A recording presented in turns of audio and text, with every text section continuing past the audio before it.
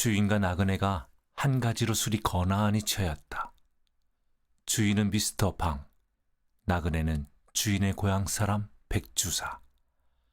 주인 미스터 방은 술이 거나하여 감을 따라 그러지 않아도 요즘 의기가 잠옷 양양한 참인데 거기다 술까지 들어간 판이고 보니 가뜩이나 기운이 불끈불끈 솟고 하늘이 바로 돈짝만한 것 같은 모양이었다.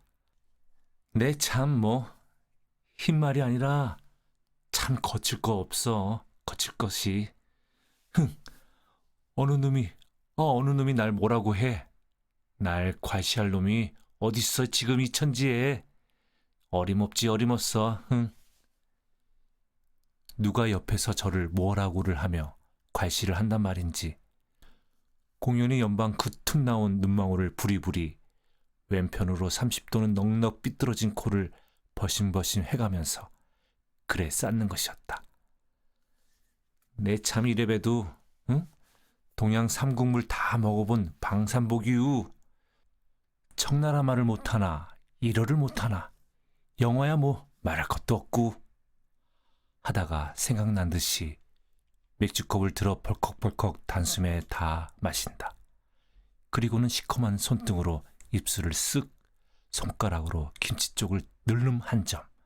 그러던 버릇이 미스터 방이요, 신사요, 방 선생으로도 불리워지는 시방도 무심중 절로 나와 손등으로 입술에 맥주 거품을 쓱 씻고 손가락으로 나족의 한 점을 집어다 우두구두 씹는다. 술은 참 맥주가 술입니다. 어느 놈이 만일 뭐라고 시비를 하거나 괄시를 한다면 당장 그 나조기를 씹듯이 우두구두 잡아 씹기라도 할 듯이 괄갈하던 그 결기가 그러다 별안간 어디로 가고서 이번엔 맥주 추앙이 나왔던 것이다. 술도 미국 사람 내가 문명했죠. 조선 사람은 아직도 멀었어. 멀고 아직도 멀었지. 쥐상호의 대추씨만한 얼굴에 앙상한 노랑수염 백주사가 병을 들어 주인의 빈 컵에다 따르면서 그렇게 맞장구를 쳐 비의를 한다. 아, 백상도 좀 드슈. 난 과해. 아이, 괜히 그러셔. 백상 주량을 다 아는데 만난 지 오래서도. 다 젊었을 적 말이지. 지금은 우리 참 몇이시지? 갑술생 48 아닌가? 그럼 나보단 11살 위시군. 그래도 백상은 안 늙으신 거예요. 허허허허. 안 늙은 게 다 무언가. 머리 신 걸 보게. 아이, 그건 조백이시지. 백주사는 흔연히 수작을 하면서 내색은 아니하나 어심엔 미스터 방이 괘씸하기 짝이 없었다. 향리의 예법으로 10년 장이면 절하고 보아야 한다. 무릎 꿇고 앉아야 하고 말은 깎듯이 공대를 해야 한다. 그 앞에서 술 담배가 당치 않고 막무득이 간 경우면 모로 앉아 잔을 마셔야 한다. 그런 것을 마치 제 영갑 친구나 타거한 나그네에게나 하는 것처럼 백상이니 술 드슈 조백이시지 하고 말버릇이 고약해. 발캐기고 앉아서 정면하고 술을 먹어. 담배 뻐끔뻐끔 피워. 이런 괘씸할 도리가 없었다. 또 나이도 나이려니와 문벌이나 지체를 가지고 논한다면 이건 도저히 용서할 수 없는 일이었다. 이래 보아도 나는 3대조가 진사를 하였고 5대조가 호조 판서를 지냈고 7대조가 영의정을 지냈고 이런 명문 거족의 집안이었다. 또 내 12촌이 군수요. 그 12촌의 아들이 만주국 촌장이요 하였다. 또 그리고 시방은 원수의 독립인지 막덕인지 때문에 다 그렇게 되었다지만 아무튼 2달 전까지도 어느 놈 그 앞에서 기침 한번 크게 못하던 백부장, 훈팔 등의 경찰서 경제계 주임이던 백부장의 어르신네 이 백주사가 아닌가. 2달 전 그때만 같았어도 이놈 하고 호통을 하여 당장 물꼬를 내련만 그 좋은 세상이 어디로 가고 이 지경이란 말인지 몰랐다. 하여튼 그만치나 혼란스러운 백주사에다 대면 미스터 방의 근지야 아주 보잘것이 없었다. 미스터 방의 징조가 타간에서 들어온 명색 없는 사람이었다. 그 조부가 고을에 아전을 다녔다. 그 아비가 집신장수였다. 70에 고로롱 아직도 살아있지만 시방도 집신 곱게 삼기로 고을에서 첫째 가는 방첨지가 바로 그였다.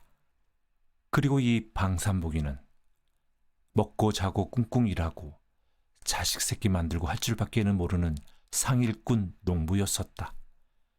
그러나마 30을 바라보도록 남의 집 머슴살이로 이 집 저 집 살고 다니는 콧빗둘이 삼복이었다.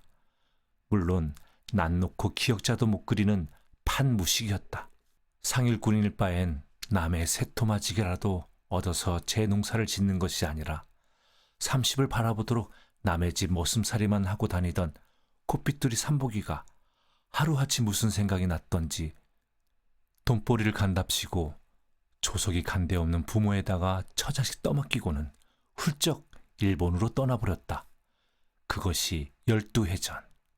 떠난 지 7, 8년을 별반 신통한 벌이도 못하는지 돈 한 푼 보내는 싹도 없더니 하루는 느닷없이 중국 상해에 와 있노라 기별이 전해져 왔다.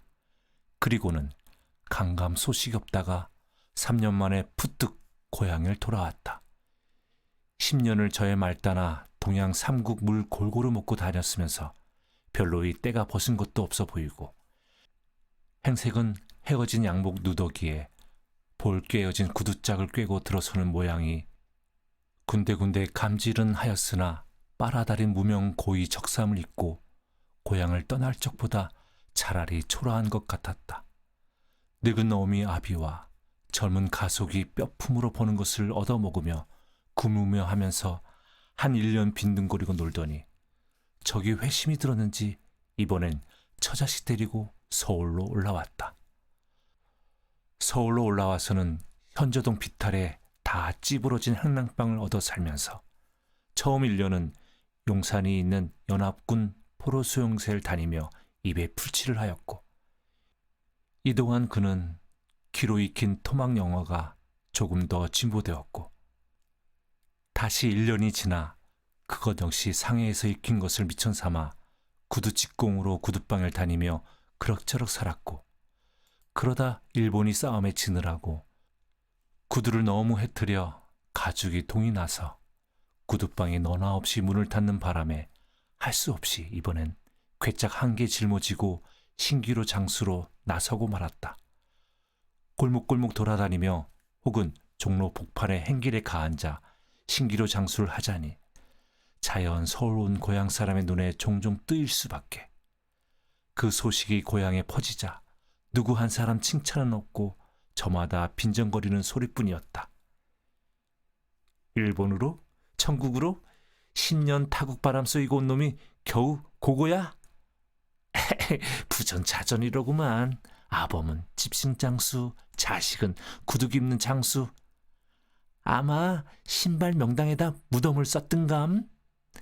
이렇듯 근지는 미천하고 속에 든 것 없고 가랑이가 찢어지게 가난하고 돈벌이라는 것이 고작 거리에 앉아 오는 사람 가는 사람 헤어지고 고린내 나는 구두짝 꿰매어주고 징박아주고 닦아주고 하는 천업이고 하던 그 콧빗둘이 삼복이었었다.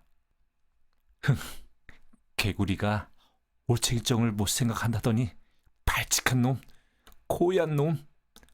백주사는 생각하자니 속으로 이렇게 분개스럽지 않을 수가 없었다. 그러나 일변으로는 그러던 콧빗둘이 삼복이가 그야말로 선영이 명당을 들었단 말이지. 무슨 조화를 지녔단 말인지 불과 몇 달 지간에 이렇게 훌륭이 되고 부자가 되고 미스터 방인지 구리다 방인지가 되고 갖은 호강 다 하며 천하에 무서울 것이 없고 기광이 나서 막 이러니 한편 생각하면 신기하기도 하고 부럽기도 하고 또한 안타깝기도 하였다. 사람의 운수란 참 모를 일이야. 백주사는 속으로 절절히 이렇게 탐복도 안 잊지 못하였다.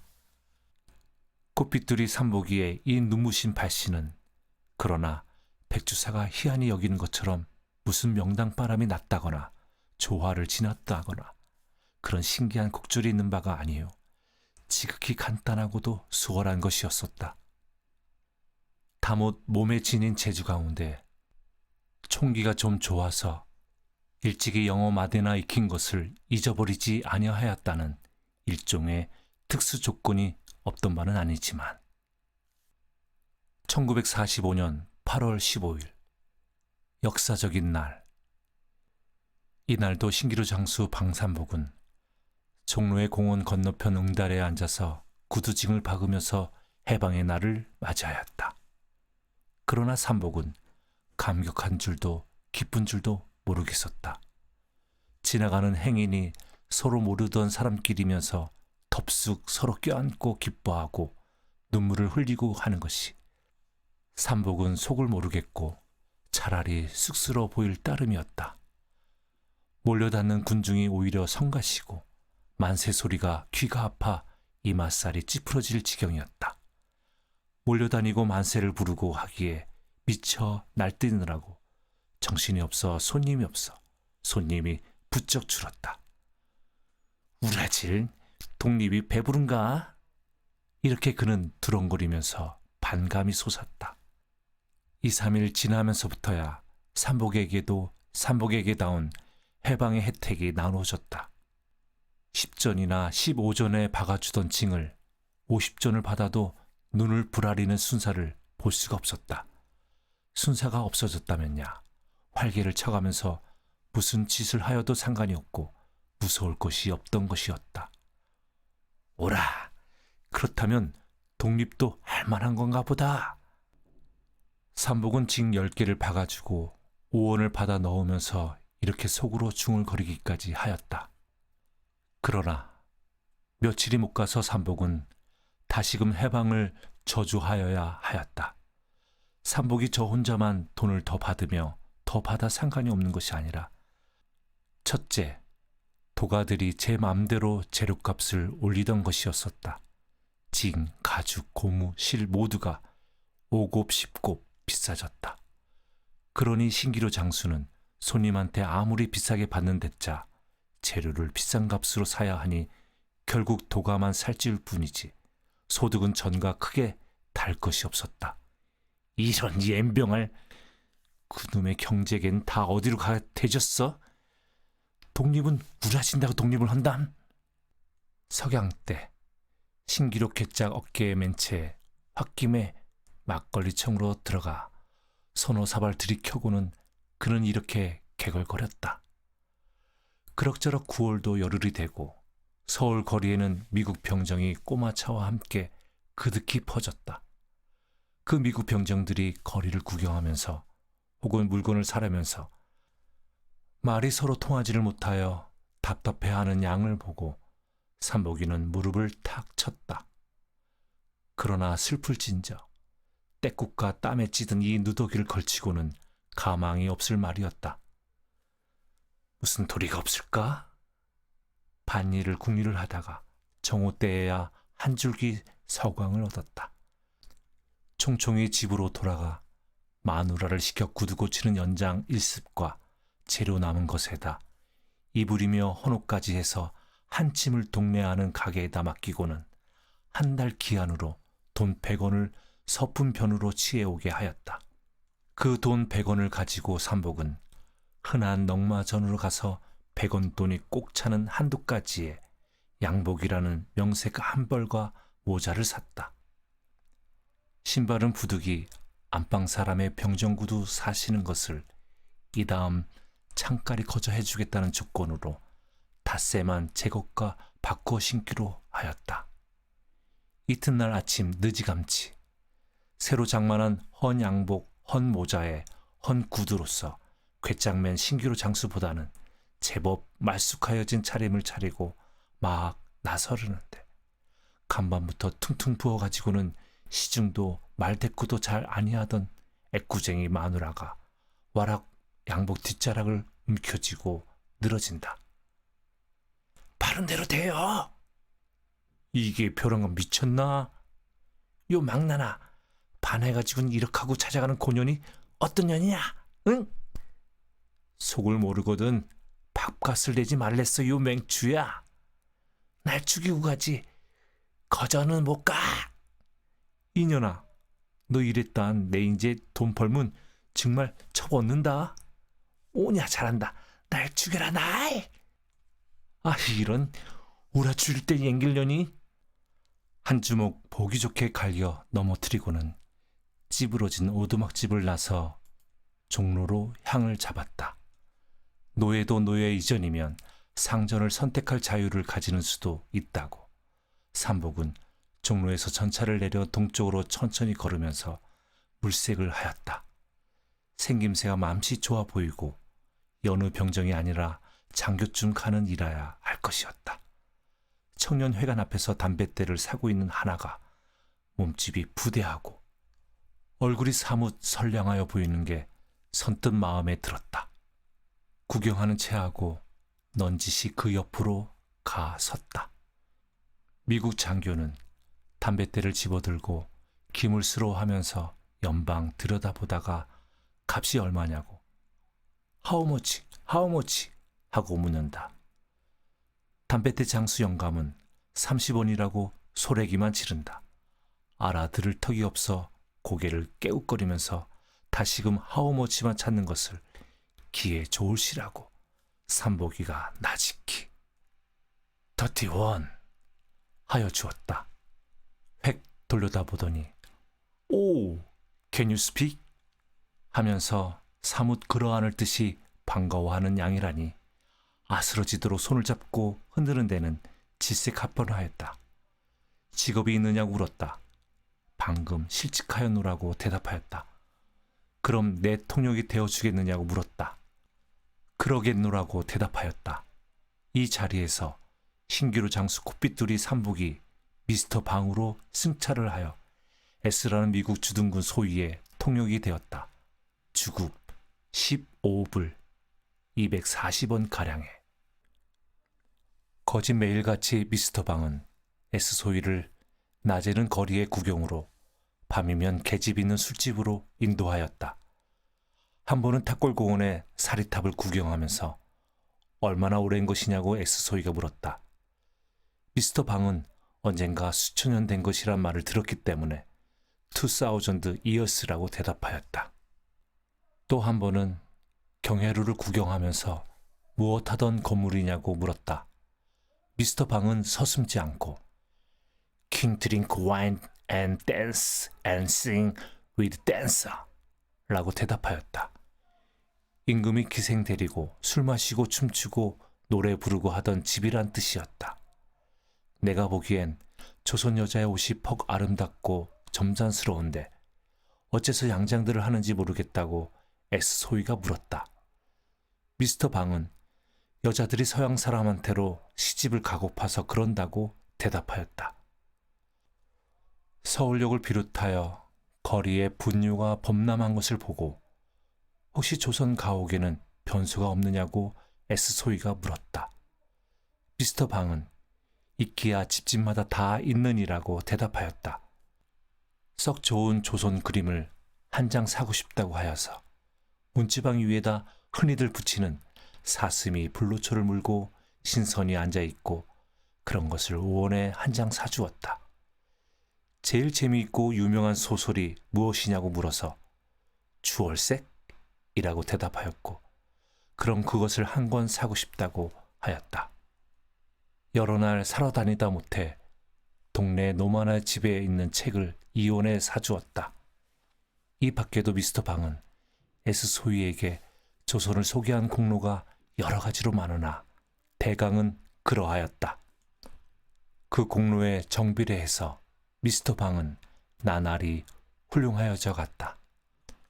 8.15 이전에 어떤 은행의 중역의 사택이라던 지금의 이 집으로 현저동 그 집에서 올마오기는 S 소위의 통역이 되는 사흘 후였었다.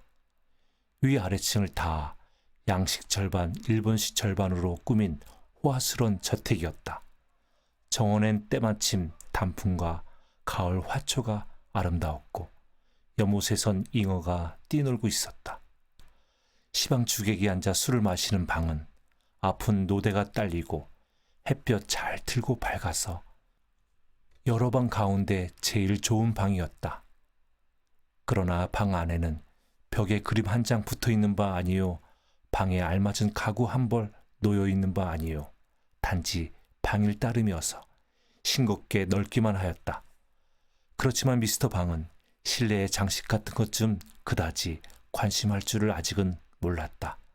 처음엔 식물을 두었다. 그 다음엔 침모를 두었다. 그 다음엔 손심부름할 계집아이를 두었다. 하루에도 방 선생을 찾는 이가 여러 패씩 있었다. 그들의 대개는 자동차를 타고 오고 일러거짜리도 흔치 않았다. 그렇게 찾아오는 그들은 결단코 빈손으로 오는 법이 드물었다. 좋은 양과자 상자 밑바닥에는 을에 따로이 뿌듯한 봉투가 들어있었곤 하였다. 미스터 방에 신기루 장수 콧빛들이 산보기로부터의 발신 경로란 이렇듯 심히 간단하고 순조로운 것이었었다. 주인 미스터 방이 백주사의 컵에다 술을 따르려고 병을 집어들다가 어이 김있고 하고 아래층으로 대고 부른다. 심부름 갔어요. 애꾸쟁인 마누라의 꼬챙이 같은 대답. 안주 어떻게 됐어? 글쎄 안주 시키러 갔어요. 정종 있지? 층계 밟는 소리가 나더니 퍼머넌트한 머리가 나오고 좁디 좁은 이마에 이어서 애꾸 눈이 나오고 분바른 얼굴이 나오고 원피스 입은 커다란 젖통의 가슴이 나오고 마지막 비단 양말 신은 두리기둥 같은 두 다리가 나오고 한다. 서주사가 이거 두고 갑디다. 들고 올라온 각봉투 한 장을 남편에게 건네어준다. 어디? 그러면서 받아 봉을 뜯는다. 소조수 한 장이 나온다. 액면 10,000원짜리다. 미스터 방은 성을 벌컥 내면서 겨우 돈 10,000원이야? 하고 소조수를 다담이 바닥에다 획 내던진다. 내가 하루? 우라질 자식, 어디 한번 보자. 그래, 10만 원에 불아마타다가 100만 원 남겨놓을 놈이 그래 겨우 돈 10,000원이야? 옌병할 놈. 내가 MP한테 말 한마디면 자기가 어느 지경 갈지 모를 줄 모르고서 청정으로 가져와요? 내 말 한마디에 죽을 놈이 살아나고 살 놈이 죽고 하는 줄 모르고 이 자식 좀 경 좀 쳐봐라. 정종 따끈하게 대화. 날도 산산하고 하니 새로이 안주가 오고 따끈한 정종으로 술이 몇 잔 더 오락가락하고 나서였다. 백주사는 마침내 진작부터 벼르던 이야기를 꺼내었다. 백주사의 아들 백선봉은 순사 임명장을 받아치면서부터 시작하여 8.15 그 전날까지 7년 동안 3곳 주재소와 2곳 경찰서를 정근하여 다니면서 200석 추수의 토지와 10,000원짜리 저금 통장과 10,000원어치가 넘는 옷이며 비단과 역시 10,000원어치가 넘는 여편 내의 폐물가를 장만하였다. 남들은 줄인 창자를 졸라맬 때 그의 광에는 옥 같은 정백미가 몇 가마니씩 쌓였고 반년 1년을 남들은 구경도 못하는 고기와 생선이 끼니마다 상에 오르지 않는 날이 없었다. 경찰서의 경제계 주임으로 있던 마지막 2년 동안은 더욱더 호화판이었었다. 8.15 그날 밤 군중이 그의 집을 습격하였을 때 쏟아져 나온 물건이 쌀 말고도 광목 6통, 고무신 23컬레, 직화답이 8컬레, 빨래비누 3꿰짝, 양말 50타, 정종 13병, 설탕 1부대 이렇게 있었더란다. 10,000원어치 여편 내의 폐물과 10,000원어치의 옷감이며 비단과 10,000원짜리 저금 통장은 그만두고 말이었다. 물건 하나 없이 죄다 빼앗기고 집과 세가는 조각도 못쓰게 산산 다 부서지고 백선봉은 팔이 부러지고 쳐본 머리가 절반이나 뽑히고 겨우겨우 목숨만 살아 본집으로 도망해 왔다. 일변 고을에서는 백주사가 자식이 그런 짓을 해서 산 토지를 가지고 동네 사람한테 거만히 굴고 자긴들한테 8알 가까운 도지를 받고 고리대금을 하고 백선봉이 도망을 해와 눕는 그날 밤 그의 본집인 백주사의 집을 습격하였다.